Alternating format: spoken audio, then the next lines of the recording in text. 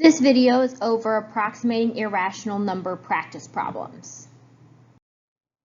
Number 1, use the points on the number line to answer the questions below. For letter A, it says which point best represents the square root of 47. Now, we cannot solve the square root of 47, so we're going to break it down into what we can solve. We can solve it into the square root of 36, which would be 6 times 6. That's smaller than 47. Or we can split it up into the square root of 49, which is going to be 7 times 7. 49 is larger than 47. In order to go from 36 to 47, we have to go up 11. And in order to go from 47 to 49, we have to go up 2. So we know that our answer is going to be between 6 and 7, and it's going to be closer to the 7, which puts us with letter E on our number line. For letter B, we have the square root of 27. We can break down the square root of 27 into the square root of 25, which is 5 times 5. That's smaller than 27. And the square root of 36 is larger than 27, 6 times 6. Our answer is going to be the one that is between the 5 and the 6, which is point D on the number line. The last problem gives us the square root of 11, which we can break down into the square root of 9, that's smaller, 3 times 3, and the square root of 16, that's larger, 4 times 4. Now, there are two answers between 3 and 4, so we have to look carefully. In order to go from 9 to 11, we have to go up 2. In order to go from 11 to 16, we have to go up 5. So it's closer to the 3 on the number line, so we're going to pick point A for the square root of 11. Number 2, estimate the square root of 13 by plotting it on the number line. So since we cannot solve the square root of 13, we're going to break it down into what we can solve. The smaller square root would be the square root of 9, 3 times 3. The larger square root would be 16, 4 times 4. 13 is between those two numbers. So we know that it's between the 3 and the 4 on the whole numbers, but now we have to figure out the decimal. To find the decimal, we want to see which number is it closer to. In order to go from 9 to 13, we have to go up 4. In order to go from 13 to 16, we have to go up 3. It is slightly closer to the 4 than it is the 3, but only just a little bit. So if we want to guess, we're going to pick a decimal that's close to the middle, like 4.5, but just closer to the 4. So I'm going to guess, 3.6 and 3.6, and we can multiply to check our answer. 6 times 6 is going to give us 36. 6 times 3 is 18, plus 3 is going to give us 21. Use our placeholder 0. 3 times 6 is 18, carry my 1. 3 times 3 is 9, plus 1 is 10. We can add them together to get 6, 9, 2, and 1. 12.96 is close to our original 13, and so 3.6 is a good approximation, a good estimate. Estimate the value of negative 150 by plotting it on the number line. So we're going to take the 150 and we're going to break it down into the two perfect squares that we do know. We can break this down into the square root of 144 because that's smaller than 150, which would be 12 times 12. And larger than 150 would be 169, which would be 13 times 13. So we know that the answer is going to be between 13 and 14. But what is the actual decimal going to be? In order to go from 144 to 150, we have to go up 6.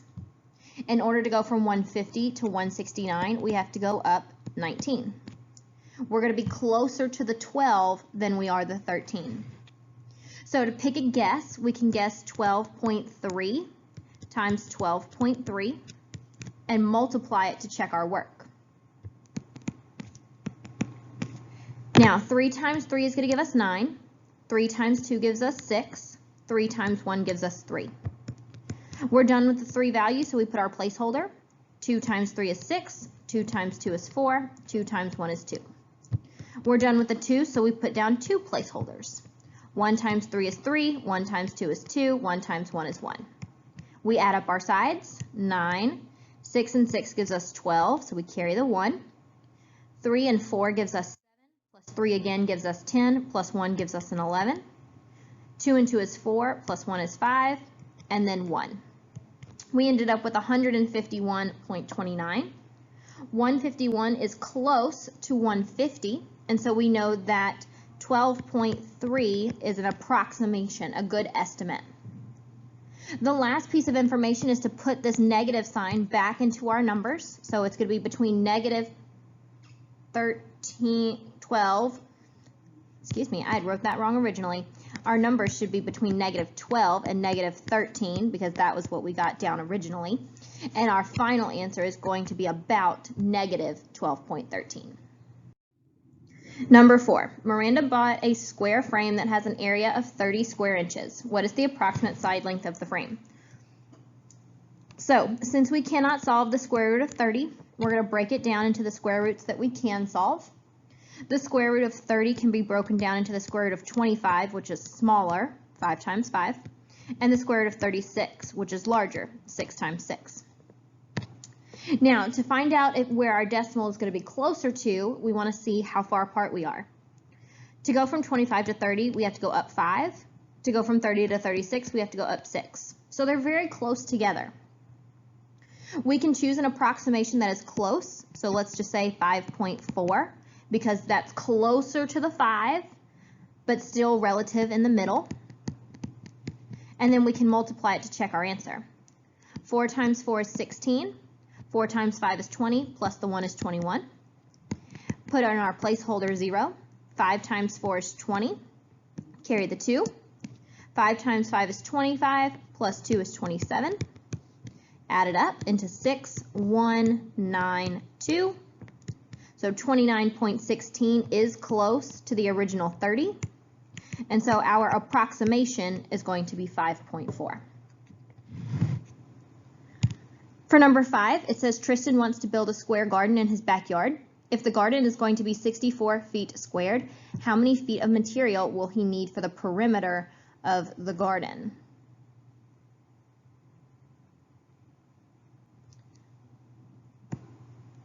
So if we have a square garden and we have our area of 64 feet, we know that the square root of 64 is going to give us 8. However, the question asks us for the perimeter. Perimeter means we add all the sides. So if our area was 64, our edges are all 8, and so we would add them up. 8 plus 8 plus 8 plus 8, which would give us 32 feet for the perimeter. For number 6, which of the following is the best estimate for the square root of 90? So since we cannot solve the square root of 90, we're going to break it down into the square roots that we can solve. That would be the square root of 81, which is smaller, 9 times 9, and the square root of 100, which is larger, 10 times 10. Now, to decide if it's going to be closer to the 9 or the 10, we have to see how much we're changing by. To go from 81 to 90, we go up 9. And to go from 90 to 100, we go up 10. So they're very close together, meaning our decimal is going to be somewhere in the middle. So we're not going to pick 0.1 or 0.9 because those are on the edges. Even though our decimal is going to be in the middle, it's going to be closer to the 9 because the plus 9 is smaller than the plus 10. So we're going to go with the 9.4 over the 9.7. In number 7, which of the following statements is not true? So we have to look at each of our answer choices. For the square root of 112, we can break it down into the square roots that we do know, which is going to be the square root of 100, which is going to be 10 times 10, and the square root of 121, which is 11, 11 times 11. Letter A is a correct answer. It is between 10 and 11. For letter B, we have the square root of 180. We can break that down into the square root of 169, which is going to be 13 times 13, and the square root of 196, which is going to be 14 times 14. So B is a correct answer. For letter C, we have the square root of 12. We can break down the square root of 12 into the square root of 9, which is 3 times 3, and the square root of 4, which is the square root of 16, which is 4 times 4. And so C is our incorrect answer. The square root of 12 should be between 3 and 4, not 4 and 5. Just to prove it, if we do letter D, we have the square root of 5, which we can break down into the square root of 4, which would be 2 times 2, and the square root of 9, which is 3 times 3. So it is between 2 and 3 for whole numbers. Which of the following expressions has a value between 7 and 8? Choose all that apply. Because it says choose all that apply, we have to look at all of our answer choices. For letter A, we have 2 times pi. When they're written side by side, it means multiply. Pi can be represented by the number 3.14. And so if we multiply 3.14 times 2, we would get 8 and 2 and 6. 6.28 is not between 7 and 8, so A is not a correct answer. For letter B, we take pi, 3.14, and we add 4 to the whole numbers. Notice how I lined up my numbers. 3 plus 4 is going to give us 7. The decimal stays the same, 7.14. 7.14 is between 7 and 8, and so B is a correct answer. For letter C, we cannot solve the square root of 56, so we break it down into the square root of 49, which we can solve, 7 times 7, and the square root of 64, which is going to be 8 times 8. So 56 is between 7 and 8. C is a correct answer. For letter D, we break down our square root into the square root of 36, which is 6 times 6, and the square root of 49, which is 7 times 7. 48 is between 36 and 49, so therefore it is between 6 and 7, not 7 and 8. D is not a correct answer. For letter E, we break down the square root of 62 into a smaller square root, 49, 7 times 7, and a larger square root, 64, which is 8 times 8. 62 is between the 49 and the 64, therefore the square root of 62 is between the 7 and the 8. E is a correct answer as well. Which of the following square roots is best represented by point A? So looking at 7, we can break 7 down into the square root of 4, which is 2 times 2, because that's smaller than 7, and the square root of 9, which is 3 times 3, because that's larger than 7. 7 should be between the whole numbers 2 and 3, not between 3 and 4 like the number line. So A is not a correct answer. For letter B, we can break down 12 into the square roots 9, which is 3 times 3, and the square root of 16, which is 4 times 4. If we want to see which one it's closer to go from 9 to 12, we have to go up 3, and to go from 12 to 16, we have to go up 4. This number would be closer to the 3 value, and so point A is not correct because point A is closer to the 4. For letter C, we take our square root of 15 and we break it down into the square root of 9, which is smaller, 3 times 3, and the square root of 16, which is 4, because it's larger. To see how close we are, to go from 9 to 15, we go up 6. To go from 15 to 16, we go up 1. And so our decimal is going to be closer to the 4. C is our correct answer. But we're going to prove it by looking at point D. We can break down 8 into the square root of 4, which is 2 times 2 because it's smaller, and the square root of 9, which is 3 times 3 because it's larger. D would be between 2 and 3, not 3 and 4. That's why it's incorrect. Which of the following lists the numbers in order from least to greatest? So we're going to solve each of the 4 numbers and then decide what order they go in at the end. So the first number I see is 2 pi. Remember, we know that pi is 3.14, and when the 2 and the pi symbol are written side by side, it means multiply. So when we multiply, 2 times 4 is 8, 2 times 1 is 2, 2 times 3 is 6. So that is going to be represented of 6.28. Obviously, 6 is just the whole number 6. So the next number we have to solve is the square root of 42. We can break down the square root of 42 into the square root of 36, which is smaller than 42, which is going to be 6, 6 times 6. And the square root of 49, which is larger than 42, which would be 7 times 7. To get from 36 to 42, we have to go up 6. To get from 42 to 49, we have to go up 7. So again, we're fairly close to being in the middle of our number, with our answer being slightly closer to 6. So I would say about 6.4. The last number we have to solve is the square root of 34. If we break down the square root of 34, we want to break it down into the square root of 25, which is smaller, 5 times 5, and the square root of 36, which is larger, 6 times 6. In order to see which one we're trying to get to, or to go from 25 to 34, we go up 9, and to go from 34 to 36, we go up 2. So 34 is closer to 36, the whole number 6, and so I would estimate that our answer is going to be 5.8.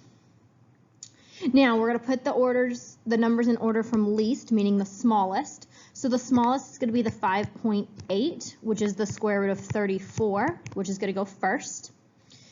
Next would be the whole number 6, which is just 6. Then the 6.28, which is our 2 pi. And then last is our 6.4, which is our square root of 42, meaning our answer choice is letter D. Which of the following would be the best estimate for the square root of 198? So since we cannot solve the square root of 198, we break it down into what we can solve. We can solve the square root of 196, which is smaller than 198, which is going to be 14. 14 times 14. We can also solve the square root of 225, which is larger than 198, which would be 15. 15 times 15. In order to see which it's closest to, we can go from 196 to 198, which is up 2. 198 to 225 is going to be up 27. So it's going to be closer to the 14. And we can estimate that it's going to be about the 14.1, which is the smallest answer. Between which two integers would each of the following lie? So we're going to start with this one for the square root of 90. We break it down into what we can solve. The square root of 81 is the smaller perfect square, which is going to be 9 times 9. And the larger one is going to be 100. The square root of 100 is going to be 10 times 10. So 90 is between 9 and 10. For 175, we break it down again into the pieces that we can solve. Smaller than 175 is 169, which would be 13 times 13. Larger than 175 would be 196, which is 14 times 14. So 175 is between 13 and 14. The last problem is the square root of negative 12. Hold off on the negative for right now. We're just going to break down the square root of 12. The smaller perfect square is going to be the square root of 9, which is 3 times 3. The larger perfect square is going to be the square root of 16, which is 4 times 4. So our answer is between 3 and 4, but we put the negative sign back in, and so our answer is between negative 3 and negative 4.